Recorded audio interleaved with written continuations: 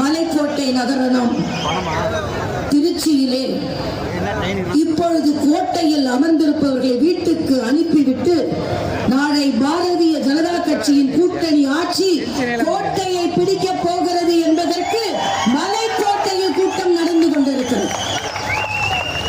இங்கே மேடையில் அமர்ந்திருக்கும் அத்துணை தலைவர்களுக்கும் எனது வணக்கம். தம்பி அண்ணாமலை அவர்கள் இங்கே வீற்றிருக்கிறார்கள். மரியாதைக்குரிய சுதாகர் ரெட்டி அவர்கள் வீற்றிருக்கிறார்கள். மரியாதைக்குரிய நைனா நாகேந்திரன் அவர்கள் வீற்றிருக்கிறார்கள். எல்லோரும் அவர் கூட உள்ள அனைவருக்கும் எனது வணக்கம். கருப்பு முருகானந்தம் அவர்களுக்கு முதலிலே எனது பாராட்டை நான் தெரிவித்துக் கொள்கிறேன். யார் சொன்னது திருச்சியில் கடல் இல்லை என்று? கடல் அலை இல்லை என்றாலும் தலைகளாக அலைகள் வீசிக் கொண்டிருக்கிறது. ஆக இங்கே வந்து எவ்வளவு சவால்கள் இருந்தாலும் இங்கே வந்து அமர்ந்திருக்கும் என் பாரதிய ஜனதா கட்சி தொண்டர் ஒவ்வொருவருக்கும் பாதம் தொட்டு எனது வணக்கத்தை நான் தெரிவித்துக் கொள்கிறேன். இன்னும் பல தலைவர்கள் பேச இருக்கிறார்கள். ஒன்றை சொல்கிறேன். மரியாதைக்குரிய தம்பி அண்ணாமலை இங்கே அமர்ந்திருக்கிறார். அண்ணாமலை அவர்களின் அப்பா மரியாதைக்குரிய குப்புசாமி அவர்கள், குப்புசாமி அவர்களின் மகன் அண்ணாமலை அவர்களே, தம்பியே தலைமை ஏற்கவா என்று நாங்கள் சொல்கிறோம். ஆனால் நேற்றைய தினம் ஒரு கூட்டத்தை முத்துவேல் கருணாநிதியின் மகன் கூட்டியிருந்தார். அந்த கூட்டம் எப்படி நடந்தது என்பதை சற்றே சிந்தித்து பாருங்கள். நடத்தியது முத்துவேல் கருணாநிதியின் மகன். அதில் தொகுதி வரையறையை பற்றி பேசியது முத்துவேல் கருணாநிதியின் பேரன். அங்கே தீர்மானங்களை நிறைவேற்றியது முத்துவேல் கருணாநிதியின் மகள்.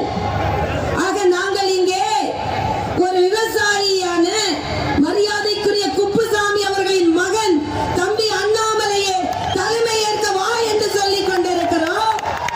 ஆனால் அங்கே நடத்துபவர் முத்துவேல் கருணாநிதியின் மகன், அதை முன்னிறுத்துவர் முத்துவேல் கருணாநிதியின் பேரன், தீர்மானங்களை வடிவமைப்பது முத்துவேல் கருணாநிதியின் மகள்.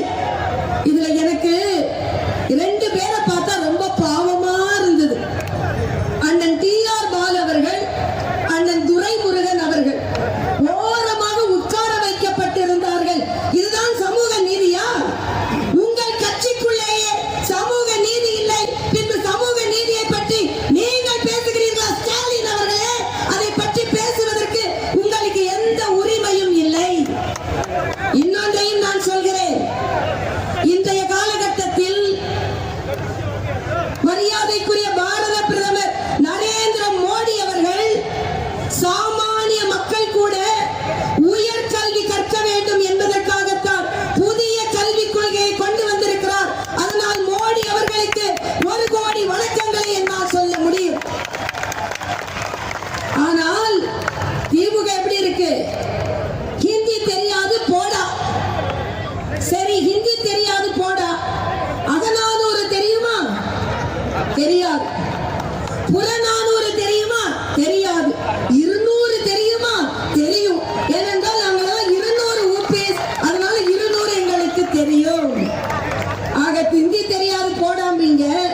ஆனா அகநானூறு தெரியாது, புறநானூறு தெரியாது, ஆனா 200 தெரியும். ஆனால் உங்களிடம் ஒன்றை சொல்லிக் கொள்கிறேன். ஸ்டாலின் அவர்களே, சாமானிய வீட்டு குழந்தைகள் படிக்க கூடாது, ஆனால் செல்வந்தர்கள் வீட்டு குழந்தைகள் படிக்க வேண்டும் என்று சொன்னால் உங்களுக்கு தமிழக மக்கள் மன்னிப்பே கொடுக்க மாட்டார்கள். நீங்கள் நிச்சயமாக வீட்டிற்கு சென்றே ஆக வேண்டும் என்பதை இந்த மலைக்கோட்டையில் நாங்கள் உறுதிமொழி ஏற்கிறோம். இன்றைய காலகட்டத்தில் எதற்காக நாம் இங்கே கூடியிருக்கிறோம்? பொய் பிரச்சாரம் செய்து கொண்டே இருக்கிறார்கள். பாரதிய ஜனதா கட்சி இந்தியை திணிக்கப் போகிறது என்று சொல்கிறார்கள். இல்லை, நாங்கள் திணிக்கப் போவதில்லை, இந்திய மொழியை படியுங்கள் என்று சொல்கிறோம். ஆனால் நீங்கள் இப்படி சொல்லிக் கொண்டே இருக்கிறீர்கள். தமிழையாவது ஒழுங்கா படிக்கிறீர்களா?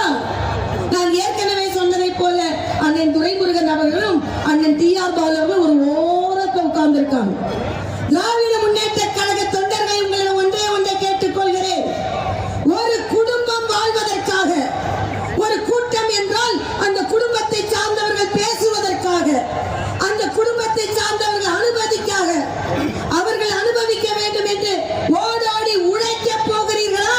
இல்லை என்றால் பாரதிய ஜனதா கட்சி போன்ற சமூக நீதியை பின்பற்றும் கட்சியை நீங்கள் ஆதரிக்க போகிறீர்களா என்று நான் கேட்டுக்கொள்கிறேன்.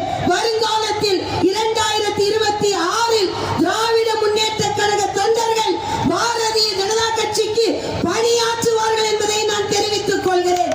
ஏனென்றால் அங்கே பணியாற்றினா முத்துவேல் கருணாநிதியின் பேரன் மகன் மகள், ஆனால் இங்கே பணியாற்றினால் குப்புசாமியின் மகன் அண்ணாமலை. ஆக இந்த காலகட்டத்தில் நான் ஒண்ணு சொல்றேன், RS பாரதின்னு ஒரு அண்ணன் இருக்கார்.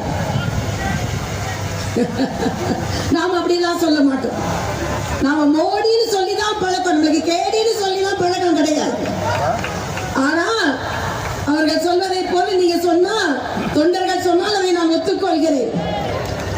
சொல்றாரு என்னை பார்த்து, அது இது என்னன்னு கேட்டா அவருக்கு ட்விட்டர்ல எழுதுறாரு, என்னோட அவருக்கு 15 வயசு பெரியவராம், அதனால அது இதுன்னு எழுதுவாராம். நான் இன்று மருத்துவராக உங்கள் முன்னால் நின்று கொண்டிருக்கிறேன்.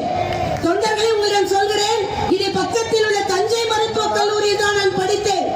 இன்று கூட புன்னைநல்லூர் மாரியம்மனை பார்த்து எழுதிவிட்டு நான் வந்தேன். சென்னையில் பிறந்த எனக்கு அன்பை சொல்லிக் கொடுத்தது இந்த தஞ்சை மண். சாமானிய மக்களின் வாழ்வை சொல்லிக் கொடுத்தது இந்த தஞ்சை திருச்சி மண். ஒரு பரீட்சையில் கூட ஃபெயில் ஆகாத மாணவி நான். உயர்கல்வி படித்திருக்கிறேன். இதுவரை இந்தியாவில் ஒரு சிலரே படித்திருக்கின்ற ஃபீட்டல் தெரப்பி என்ற படிப்பை படித்திருக்கிறேன். ஆனால் என்னை பார்த்து சொல்கிறீர்கள் என் தந்தையின் கோட்டாவில் நான் படித்தேன் என்று. நான் கேட்கிறேன், உதயநிதியை துணை முதலமைச்சராக வைத்திருக்கிறீர்கள், யாருடைய கோட்டாவில் வைத்திருக்கிறீர்கள்? முதலமைச்சர் ஸ்டாலின் அவர்களே, இந்த ஸ்டாலின் அவர்கள் முதலமைச்சராக உட்கார்ந்து இருக்கிறீர்களே, நான் சிறு வயதிலிருந்து பார்த்திருக்கிறேன். அந்த கட்சிக்கு ஓடி ஓடி உழைத்தவர்கள் நாஞ்சில் மனோகரன், மதியழகன், KA கிருஷ்ணசாமி, அன்பழகன், இவர்களை எல்லாம் விட்டு ஸ்டாலின் அவர்களே உட்கார்ந்து இருக்கிறீர்கள். எந்த கோட்டாவில் உட்கார்ந்து இருக்கிறீர்கள்? எந்த கோட்டாவில்? இன்னைக்கு நாம உழைக்கிறோம், நமக்கு வேர்க்குது. ஆனா நேற்று உதயநிதி பேசும்போது ஒரு 4 வார்த்தைய பத்திரிகை பேப்பரை பார்த்து படிக்கல, வேர்க்குது வேர்க்குது வேர்க்குது. அப்ப தகுதி இல்லாமல் ஒரு இடத்தில் வைத்திருந்தால் நிச்சயமாக உங்களுக்கு வேர்க்கத்தான் செய்யும். அதனால் சொல்கிறேன், இன்றைய காலகட்டத்தில் பாரதிய ஜனதா கட்சி நிச்சயமாக வெற்றி பெறும். அதற்கு புதிய கல்விக் கொள்கை என்ற தமிழ் வழி கொள்கை. கனிமொழி அவர்களை கேட்கிறேன், இன்று சொல்கிறார்கள், மரியாதைக்குரிய நிர்மலா சீதாராமன் அவர்களை பற்றி சொல்கிறார்கள். நான் கேட்கிறேன், கனிமொழி அவர்களே, இந்த தமிழிசை 5வது வரை தமிழ் மீடியம் பள்ளியில் படித்தேன். தமிழ் அறிஞரின் மகளாகிய நீங்கள் எந்த வழி கல்வியில் படித்தீர்கள்? தமிழ் மொழியை வளர்க்கிறேன், தமிழ் மொழியை வளர்க்கிறேன் என்று கலைஞர் கனிமொழியை தானே வளர்த்தார். தமிழ் மக்களை பாதுகாக்கிறேன், தமிழ் மக்களை பாதுகாக்கிறேன் என்று தம் மக்களை தானே பாதுகாத்தார். அதனால் தான் சொல்கிறேன், இந்த கோட்டை மாநகரில் இருந்து நீங்கள் கோட்டை விட போகிறீர்கள், நாங்கள் கோட்டையை பிடிக்க போகிறோம் என்று சொல்கிறேன். எல்லாரும் பேச இருப்பதால் சூரியன் உதிக்கிறது